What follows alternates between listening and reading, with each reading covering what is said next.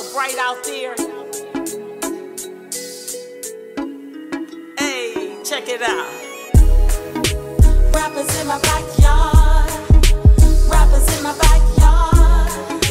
Rappers in my backyard. Ooh. Welcome to another episode of Rappers in My Backyard, the podcast that stays lit. We rap about relationships, music, and entertainment. Thanks so much for tuning in today. Hope that you guys are staying healthy, staying safe, and staying in despite of the beautiful weather. I know what you're going through, but we need to stay locked. Today, our topic that we'll be dealing with is how can I be down in hip hop? With our special guest today, the amazing Peter Thomas. Also on the grill, we're going to be throwing reality TV, the train wreck that we love to watch. And you guys know that I love starting us off with a quote in order to lay the groundwork for this great conversation we're going to have today. So our quote today is, reality leaves a lot to the imagination. And that quote comes from John Lennon. And with that, let's talk, express, relate, connect with our guest today, entrepreneur and reality rock star, Peter Thomas is in the backyard. What's up, Peter? Yeah, that's an amazing intro, yo. Oh man, it's for an amazing guy. You know what I mean? I appreciate that. I appreciate that. Yeah, how you stay so fresh, Peter? You always looking like a rock star, man. I don't try at all. I just put on what's in front of me. I'm good. Right. Yeah. Well, it looks like you got somebody picking out some really cool stuff for you because you look great. You know, so his name is Peter Thomas. Oh, he is? I know the guy that who guy. picked it out for me, his name is Peter Thomas. So how you been, Peter? I'm good. I'm maintaining through this COVID-19 stuff. I'm in the restaurant business, the hospitality business, the essential service business. But now our business is down by like 95%, probably 97, 98%, to be honest with you. Yeah. Yeah. So it's pretty bad. Yeah, it's so really we're trying to hold on. Yeah. It'll be a while before we'll be able to get sort of back to normal if we knew what normal was from the beginning. But we're not letting it get us down. It's just like today, man. It's like we locked up and they say we can't be together, but guess what? We still finding a way to be together anyway. You're finding a way right now. Yeah. So let's kick this thing off, Peter. Okay. So the first question that I have for you today is, why did you decide to become an entrepreneur? Because I don't like the idea of anybody telling me what to do. Okay? I don't. And I don't like the idea of knowing what my paycheck is going to look like at the end of the week with the requirements that they gave me to achieve such a paycheck. So to me, it was like, it was not the way that I wanted to walk to my destiny. You know what I'm saying? I want to be in control of whatever it is at the end of the week. Right. Even though it's more difficult as an entrepreneur, right? Because you don't work, you don't get paid. Exactly. But I mean, that's freedom. It's nothing like freedom. You know that whatever you want in life, you're going to have to put in the effort to get it. And when you get it, when you get there, you're so more appreciative because you know the journey that you took to get there. You know what I'm saying?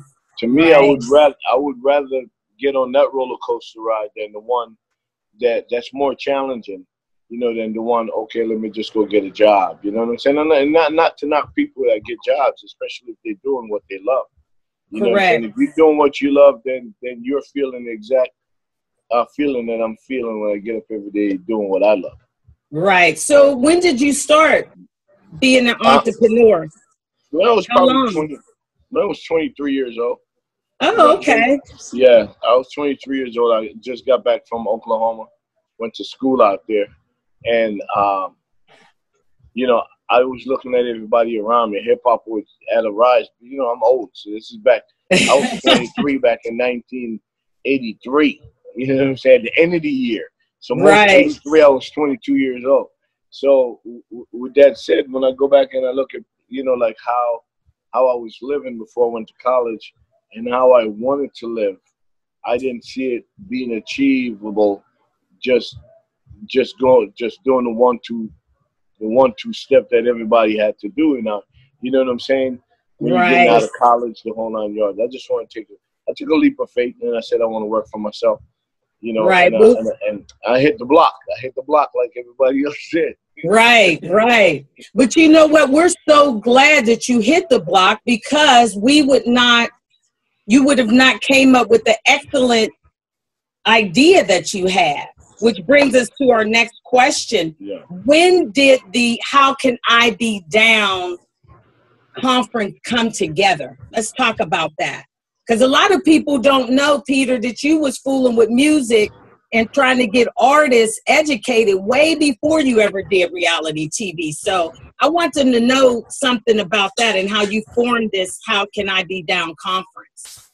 Well, that came about me, you know, going on the block and then know that my life deserved more than being on the block. You know what I'm saying? So take this money that I make and do something with it. I went down to Miami from Brooklyn, New York. So I went down to Miami and I opened a shoe store in Coconut Grove. And, you know, I like fashion. So I was selling a lot of shoes, but I wasn't happy. You know what I'm saying? Okay. And there was a little club not too far from my shoe store, around 2 miles away. And I used to go down there. Some young kid Jewish kid from the University of Miami owned it. So Okay. I asked them if they want to sell. They didn't know my background, so they gave me a deal, and I took the deal. And in 6 months, I owned the club. You know, Wow. and then I got real happy. I'm like, I love music. I love being around people. And you know, I don't have to be on the block now because I'm selling this thing called liquor. You know what I'm saying?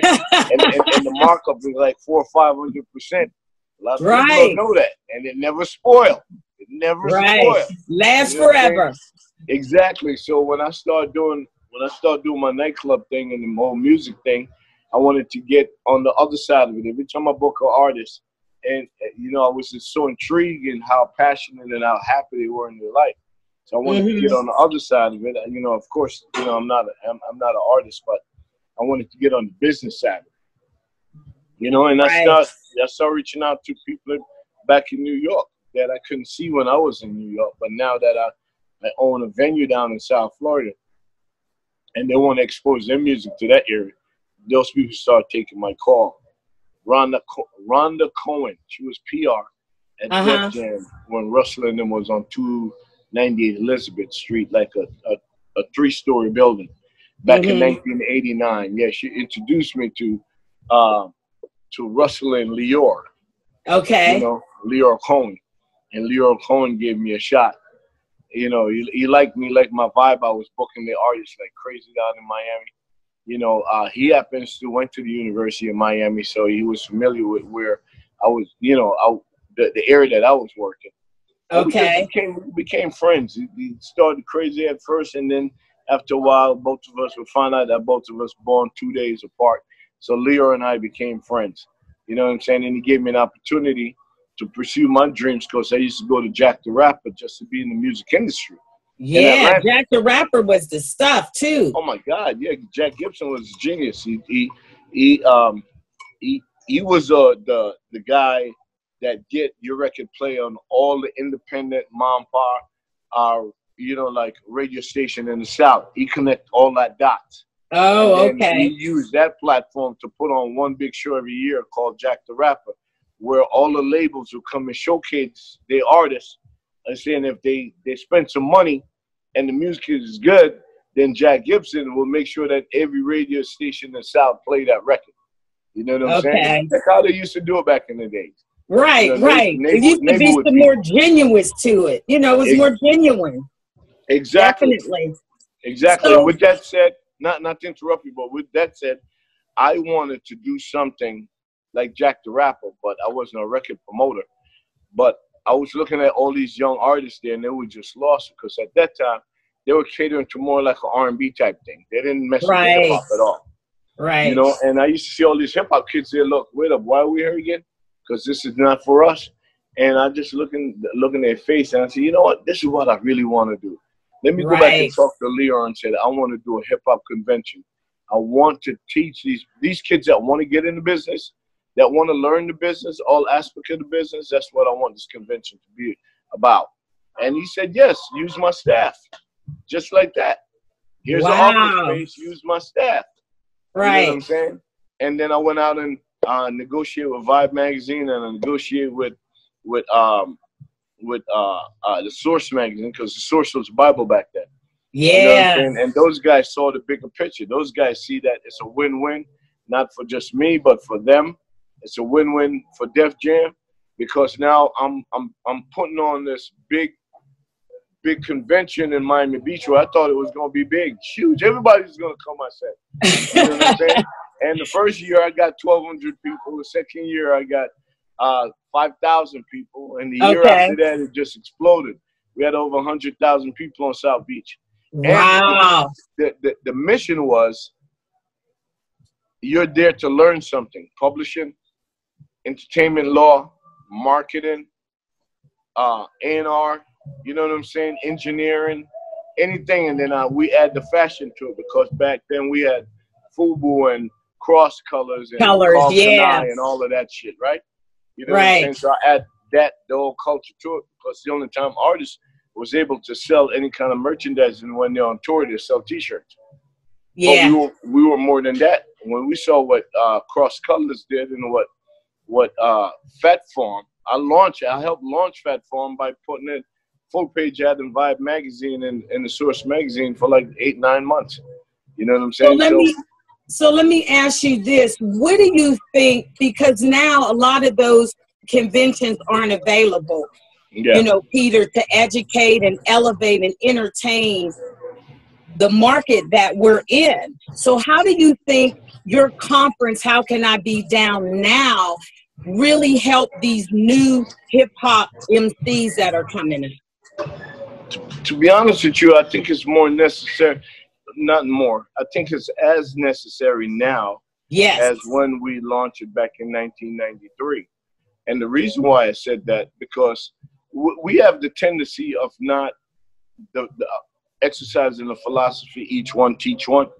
Yes. So usually when we make it, 9 out of 10 of us don't bring the next one up, because you want to be up there by yourself. You know what I'm saying? You know, everybody want to be the slave owner. Nobody wants to be the slave. Yeah. You know what I'm saying? So with that being said, I think now is just as necessary, because now we know what the hip hop culture brings to the table. When we started back then, we were all green.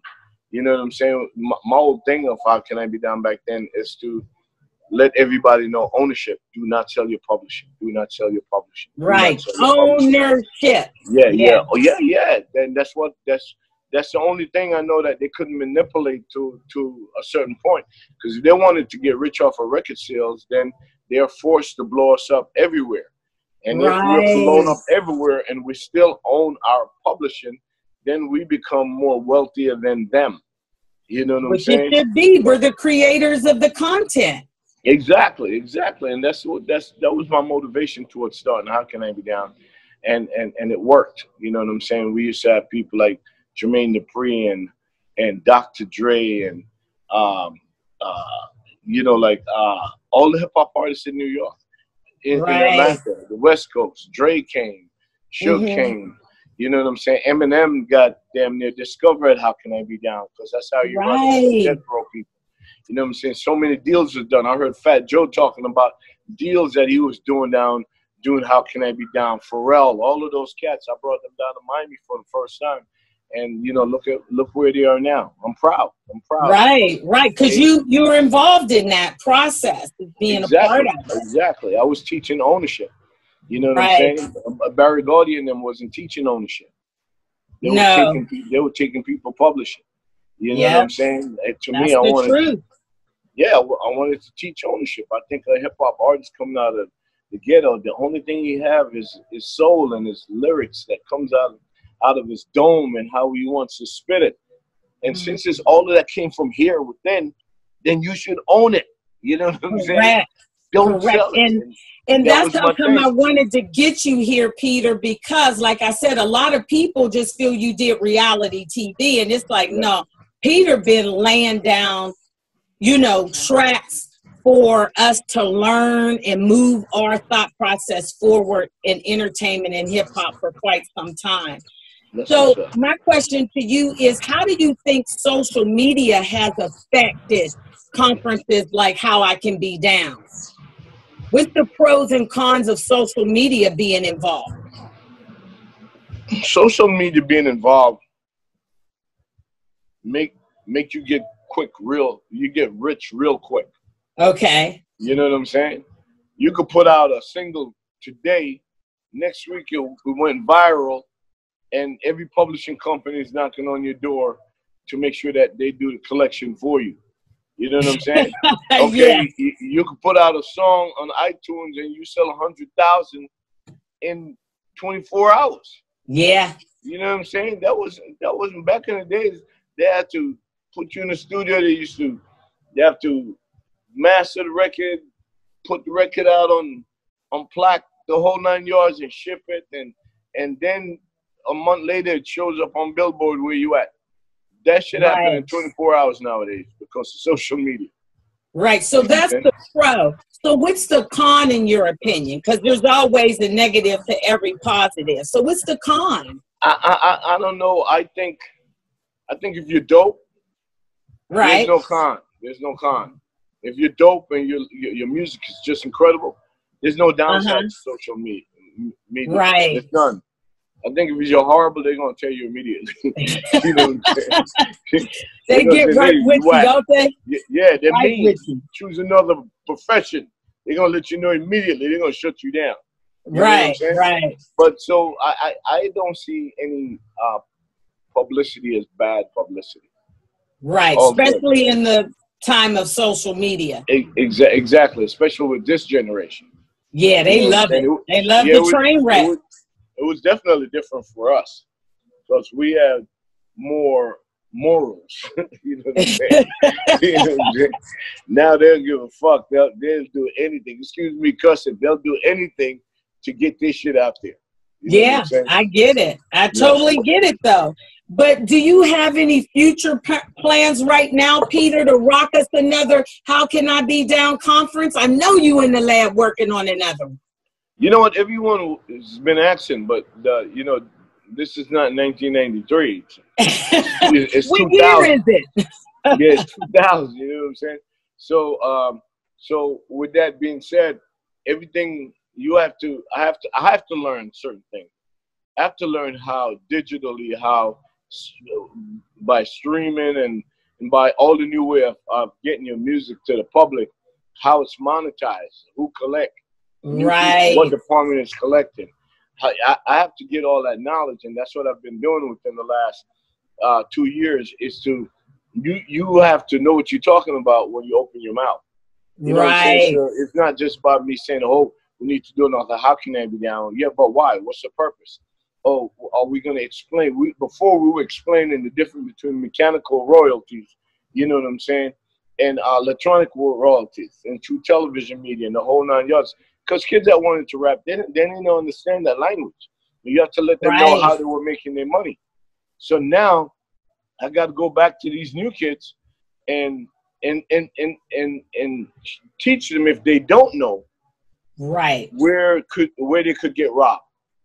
Yes. And you know what, Peter, it's our responsibility to do that for our culture. Like you said at the top of our conversation, teach one as you go along. I think that that's our responsibility, is to make sure that our success gets to be duplicated by someone else that wants to do it. If they're willing to put forth the effort, it's our job to notice that effort and try to bring them along. And so this is why I have you here today, and that's why I have this podcast, because it's about educating us where we are as far as it refers to entertainment. And yeah, well, that's dope. That's dope that you're on that path. But the fact that is, again, we are our parents used to talk shit about us, right? right, right. All right, and we turn out to be okay, but I'm real nervous about the generation that's coming next. Them 17, 18, 19-year-old, they scare me because I don't know where their interest really lies. Everybody want to be an overnight sensation and Yes. be a millionaire overnight.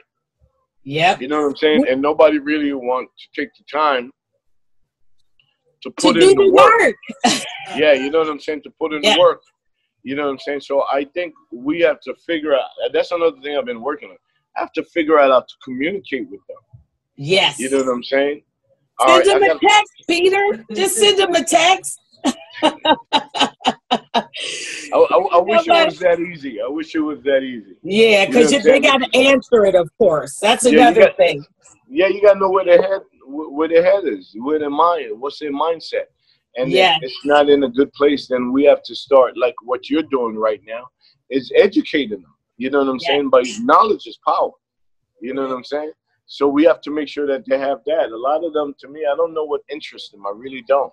You know, you got to find out what they're like, why they like it. You know what I'm saying? And what their aspirations are. You know, before you could even consider to help them. And that's what we're doing. Well, you know what, Peter? I'm getting a sign that we got to go to break, man. You was just dropping so many nuggets that, the time just flew. So we're going to go to break, and after we come back from break, we are going to continue finishing this particular question.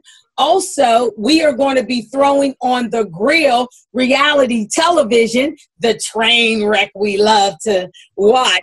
And I can't wait for you and I to grill that thing up and make it be what it needs to be. So hang with me, Peter. We're going to go to break, and we'll be back in a minute. Love you guys.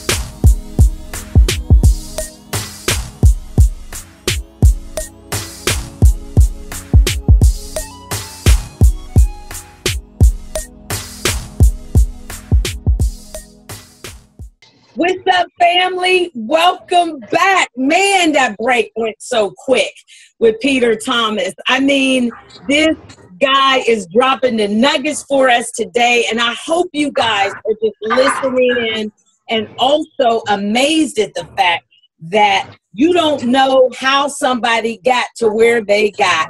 And Peter Thomas has been holding us down with his How Can I Be Down conferences that he's worked on, and he's going to be working on another one. So let's get back to Peter and finish this question and also go to the grill. Before we left off and went to break, we were talking about the conference and you building and working on a new one, but you're working on finding a way to capture this new audience of young MCs and hip-hop artists and just our culture in general. So how far are you with the process with that? Well, I wanted to do it this October, but with the COVID-19, I don't know if they're going to let any gathering take place this year. So it probably is not going to come until 2021. Yeah, I think that's for everything. You know, call 2020, it's like everybody had all these cool things they were going to do. And 2020 was the year that we get to sit alone and think about the great dreams we had. So for those who wasn't ready to sit down, Peter, they're having a difficult time, you know, unlike yourself who are already working on things. So let's take it to the grill, Peter. We are taking it to the real reality television and the train wreck we love to watch. So, what do you feel about reality TV? What I feel about it? Issues with it, man. Let's grill this thing up because you got a first-hand knowledge. Well, I mean, what I feel about it overall, I don't really watch, to be honest with you, I don't watch a lot of reality TV because to me, a lot of it, I don't like to see what they're doing to themselves. You know what I'm saying?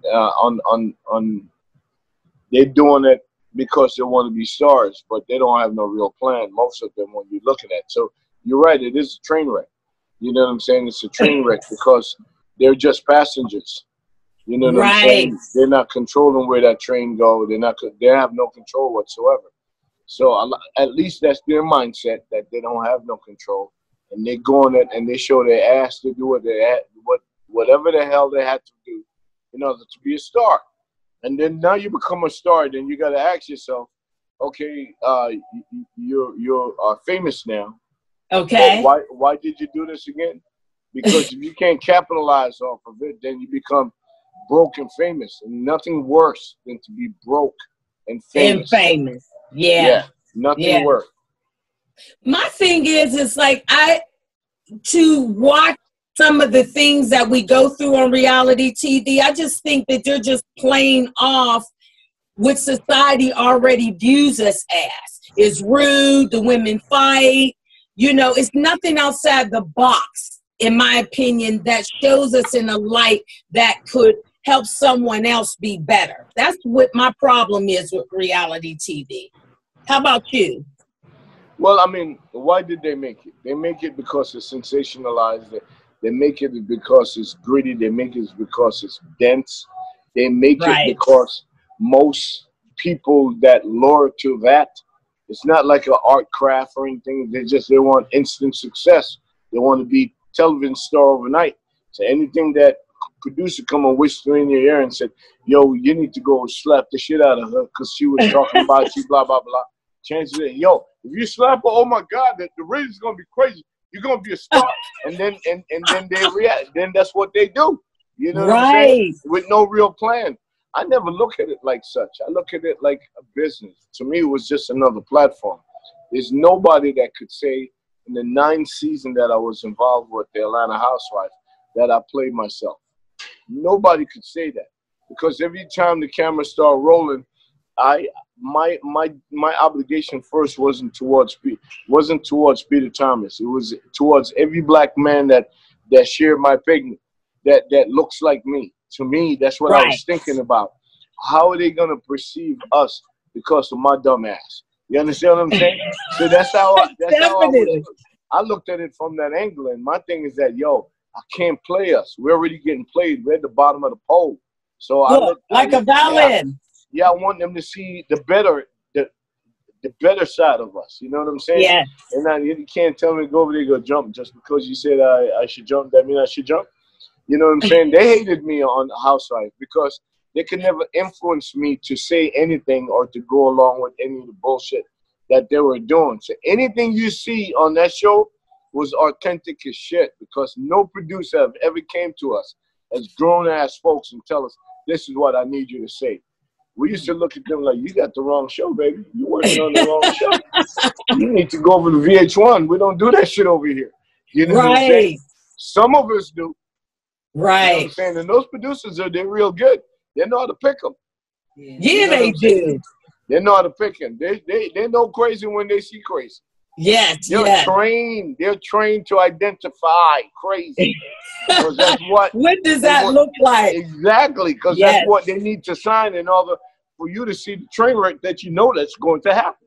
Right. Right. The only reason why I got away with sanity is for the fact that the show was called Atlanta Housewives. Okay? Right. All right, so you can get that crazy shit from them motherfuckers. You ain't gonna get it from me. You know what I'm saying? You know what I'm saying? And that's the way I approached it. You know? Right. Okay, And and it that's worked. why I wanted to do this grill with you, because I knew, Peter, you was going to give me the meat, baby. You was going to throw it on there the way we need to have it and the way we need to digest it. You know, let's take this off the grill, because I want to ask you some personal questions more. Go ahead, hit me. About the Atlanta Housewives. So let's take it off the grill. We burned it and flipped it and, you know, threw it down. So I want to know, Peter, how was your experience on Atlanta Housewives? My experience for the first, the first season on Atlanta Housewives, and I think we did that in 2009, 2010. Okay. They don't give you no money, and the reason why they took. I had a nightclub at the time called Uptown Cabaret. Okay, and it was beautiful, the hottest shit in Atlanta. And the one of the cat that was working for me in the marketing department, he's the one who told me about the show. He's like, you need to do the show, Peter. I'm like, what are you talking about? You know what I'm saying? Oh, you haven't seen Atlanta Housewives? No, I usually don't watch cable. You know what I'm saying? So he told me, oh, you need to watch this shit. This shit is crazy. And it's only going to help your club. You know what I'm saying? Your bar. So I listen. I always listen.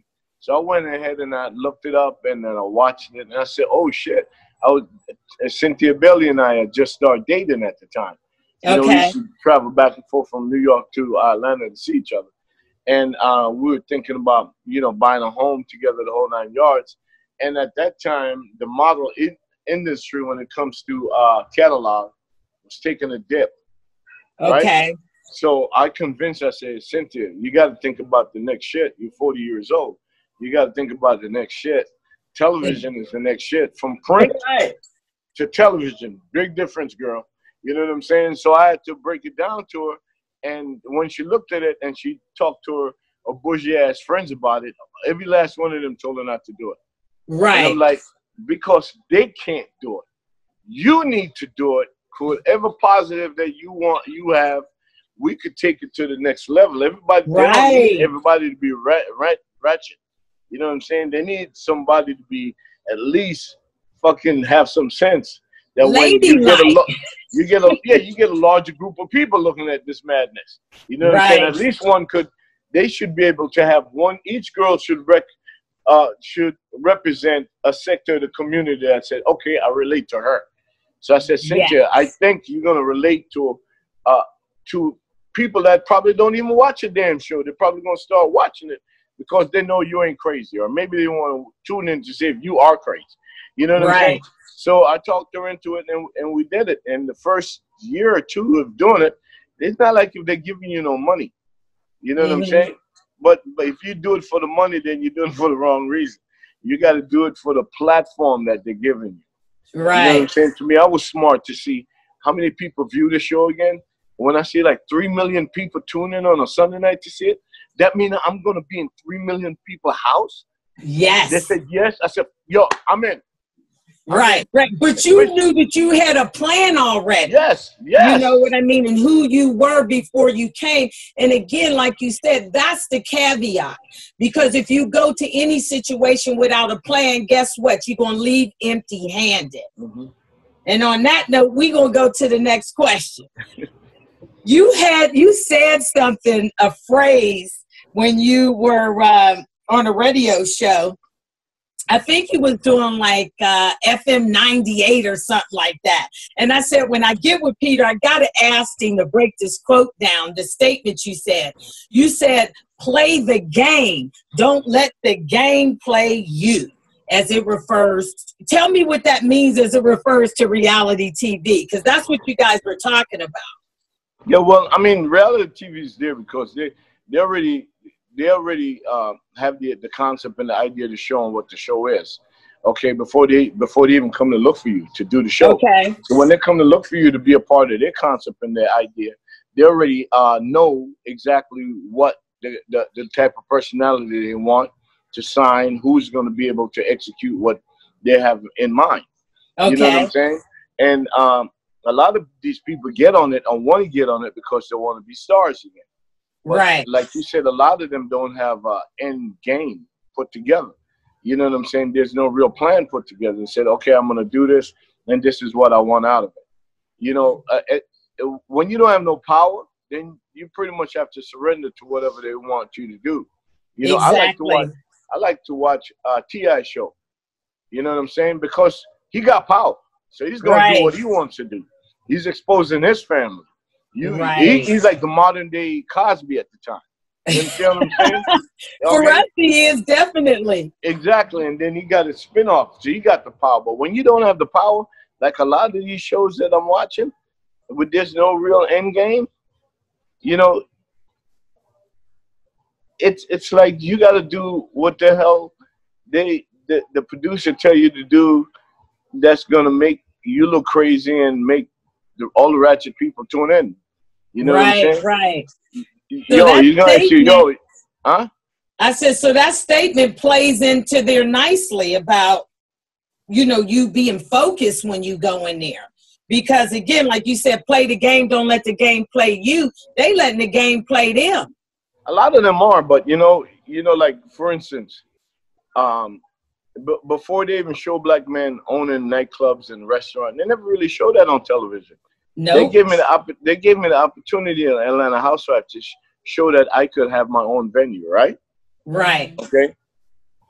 You know what's so funny? Fast forward 8 years later, every black man on reality TV now owns a restaurant or a right.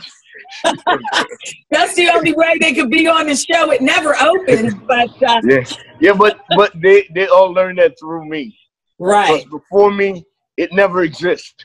Right. Everybody was just getting out of prison. No, I'm just kidding. Yeah, that too. Or arguing a rapper that the career wasn't that strong, and he see it as a platform, and he's gonna let you see who the inner who he is. That when you put out the next single, you're gonna like, yo, you're gonna run and buy it. If you actually like this character, you're gonna run and buy it. You know what I'm saying? So yeah, but and then the one who couldn't rap, most of them now are open restaurants like Peter Thomas. You know what I'm saying? Because they can't show the opening of a crack house or a weed joint. You know what I'm saying? No. So let's go get a restaurant like Peter Thomas. You know what I'm saying? So so to me that's a positive out of what I did with it. You know what I'm saying? Right. I was on a show that not based off of men. It was based off a woman. You couldn't tell any man that was on it before me. Right. Because they was just a fly on the wall. And when the camera came in my household, and it's called a housewife, to me, if it's called a housewife, and Cynthia and you and I got married on the show, that means I'm not going to be the fly on the wall. No, because I'm going to be the fly on the wall in 3 Million House, and I'm just going to be the fly on the wall. No, I can't do that. They got to hear me talk. They got to hear me how I think. You know what I'm saying? Yes. I also got something that I want to sell. You know what I'm saying? So they're going to know what is it that I'm doing, what your husband is doing. This is how we're going to play this game. They're going to show me they're going to show what you're doing, and then what your husband doing, and then what kind of conflict that created in your household, and make it a real show instead of 5 chicks arguing with each other about what the fuck you don't know for the rest. That's a boring show. Yeah. Said, let's give them a better show. Let's give them a better show by inserting your husband. You know what I'm saying? And let them know how different our life is. Like I gotta let me tell you this. Yeah. I really appreciate the way that you handled yourself and your family on the show. That's why you were one of the people that I really wanted to get on the show, because you held your ground. You put us in a good light as a black man and as a culture. And we really, really appreciate that, because I know that that's not easy to do, because the minute you allow them to water you down, let me tell you, baby, you're going to be in a glass of water and they're going to drink it. So really appreciate you, man. I really truly do. Yeah. So Peter, how can we be down with your movement? Tell us how we can keep up with you. You got a website, your Instagram. Yes, yo, you know what? People, y'all don't know it, but this beautiful young woman that's interviewing me today, I met her husband around 30 years ago. Okay, I was one of them East Coast cat that wasn't afraid to go to South Central or Inglewood or wherever and get in the backyard and chop it up with my people. I had a group called Bitches with Problems, and her husband had DJ Quick. You know what I'm saying? Oh, you tell it on me, Peter. You tell You know it. what I'm saying? You know, and that's how it worked. You know, like 28 years later, you know, your husband texts me, said my wife is doing a podcast. She would love to have you as a guest. She was a fan. How can she know about How Can I Be Down? She know about Housewives. I'm like, I would love to do it. I would love to do it. I never turned down an opportunity, okay, of working with my fellow kind. You feel me? You know what I'm Yeah. saying? I love my You community. gave me a solid too, Peter. And like I said, I've learned so much about you in terms of how you get down and things like that, as far as educating and elevating and entertaining in that same vein. And I just think you're a really good role model for our younger people that's coming up in music, which is an entrepreneur type of profession. And so they need to learn from people like you, how you cultivated and created things for our culture to help us get better. And so, like I said, I am overjoyed to be able to have you on the show today. And thank you for letting everybody know how you got my backyard. Shout out to Greedy Greg, Bitches with Problems, and That's also DJ Quick, because without that, we wouldn't be able to be together today. So that's the caveat right. for Absolutely me. Right. Absolutely right. You know what I'm saying? Yeah. So yeah, it's like, Peter, once we get out of this lockdown, man, you got to really come to the yard.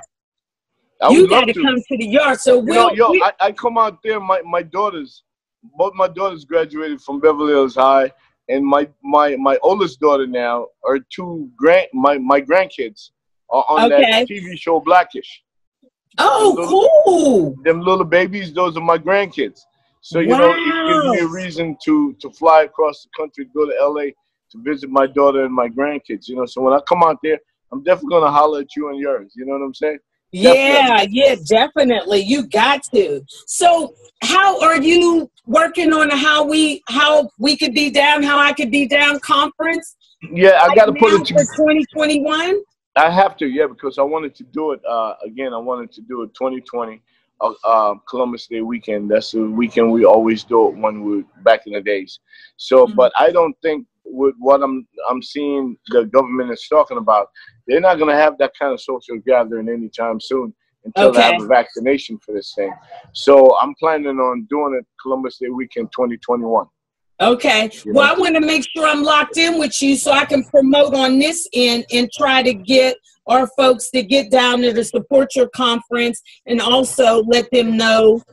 Now people know you on the mark now, Peter. They know it ain't just reality TV no more. So you might start getting, you know, some tapes and not tape, DVDs of people wanting to be on reality TV and wanting to be to the conference and everything.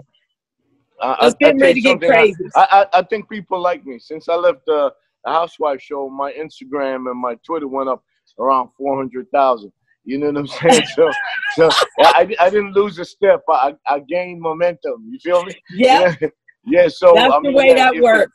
If your people could tune into or subscribe to my YouTube channel, and they what is the YouTube channel?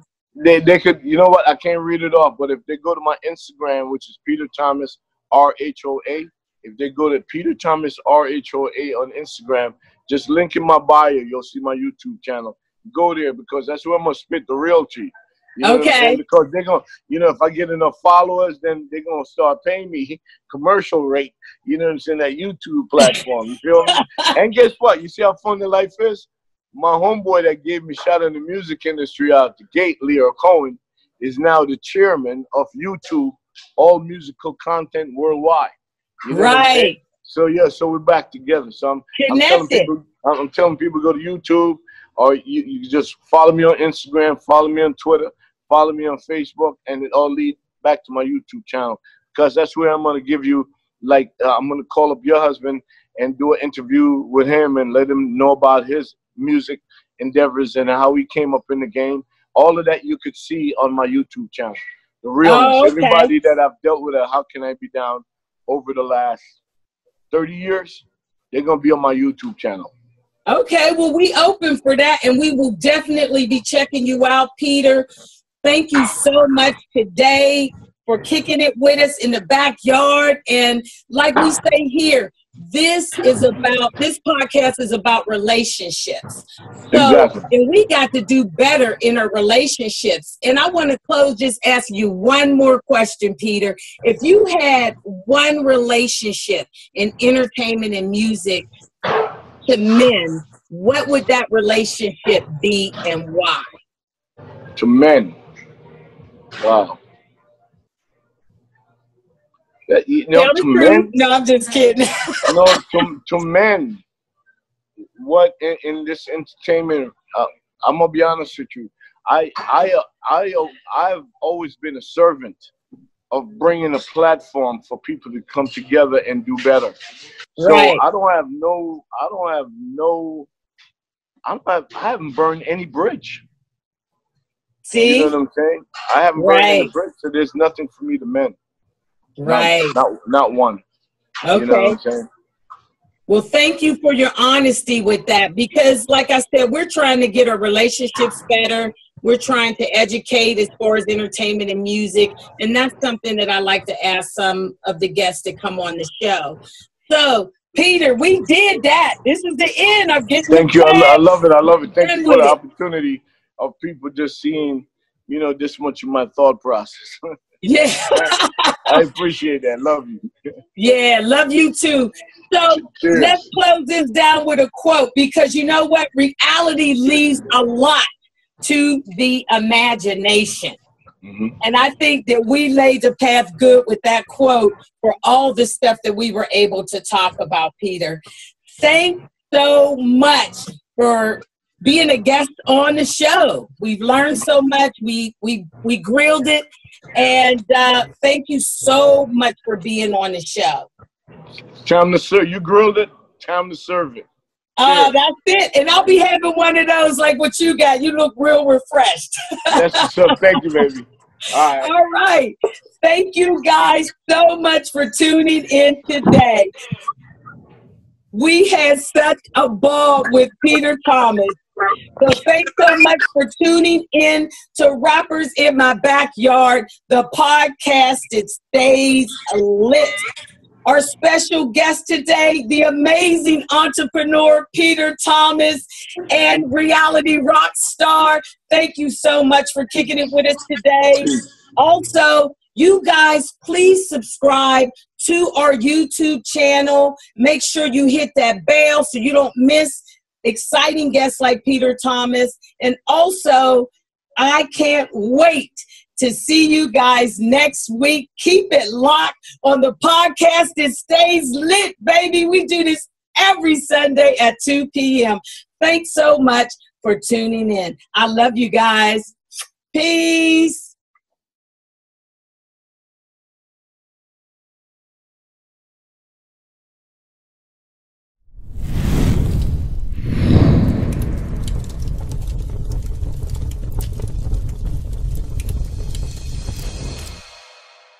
About relationships, entertainment, and music. You heard?